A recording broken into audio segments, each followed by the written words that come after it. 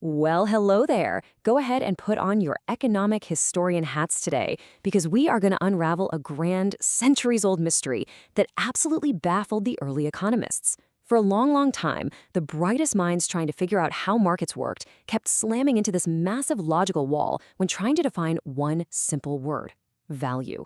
It seems like such an intuitive concept, doesn't it? But as we'll see today, human behavior can be delightfully contradictory. So we're going to break down exactly what value is, how we measure it, and finally solve the famous paradox that literally kept classical thinkers up at night. Here is the absolute crux of the problem. Why on earth are diamonds worth more than water? Think about it for a second. Water is a strictly necessary commodity for the very existence of human life. Without it, we perish. Yet it has a wonderfully low price. On the flip side, diamonds are mere luxury items. They're pretty, sure, but you certainly don't need them to survive. Yet they cost an absolute fortune. How can something so useless command such a sky-high price, while something so incredibly vital is practically free? Okay, let's dive into this. To solve any good mystery, we need to start with our foundational clue, right? And in economics, that means establishing a rigorous definition. We define the value of a commodity, generally speaking, as the valuation placed by a household on the consumption of that item. I really want you to notice where this starts. It begins with the household.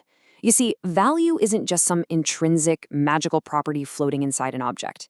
It's directly tied to the assessment a person or a household makes when they actually consume or use that commodity. It is highly, highly dependent on human want. But, as we know from our paradox, all wants are definitely not priced equally. Now, what's really interesting here is how early economists realized they had to split the concept of value into two totally distinct categories, just to make sense of the world. On one hand, we have value in use. This relates entirely to the consumption value of a commodity.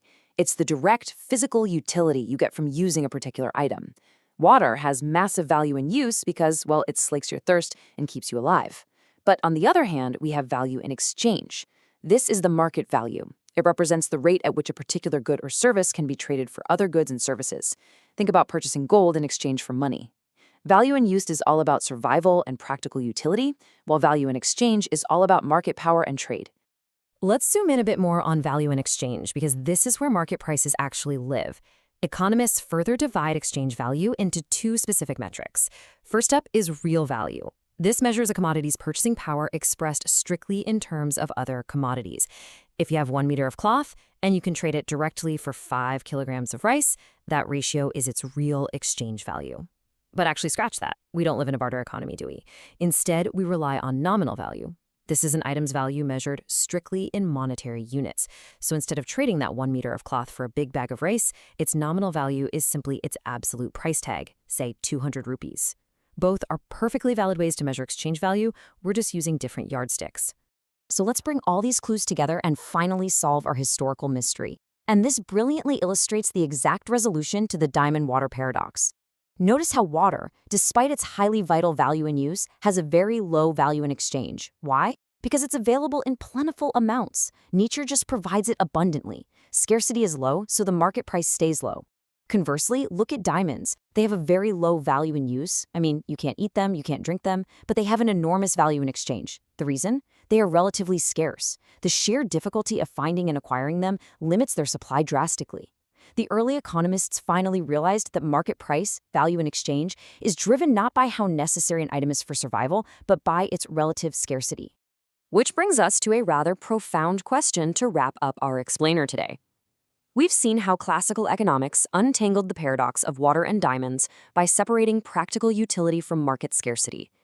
But humans are still human, and we are constantly inventing new commodities. So I want to leave you with this to ponder. In today's highly complex digital world, what essential items, services, or even forms of connection possess immense value in use for our daily lives, but are currently being completely undervalued in their market exchange? Think about the things you consume every single day that are practically free but essential to your well-being. Have we created modern-day waters and modern-day diamonds? Thanks so much for exploring this fascinating slice of economic history with me. Keep questioning the value of things around you.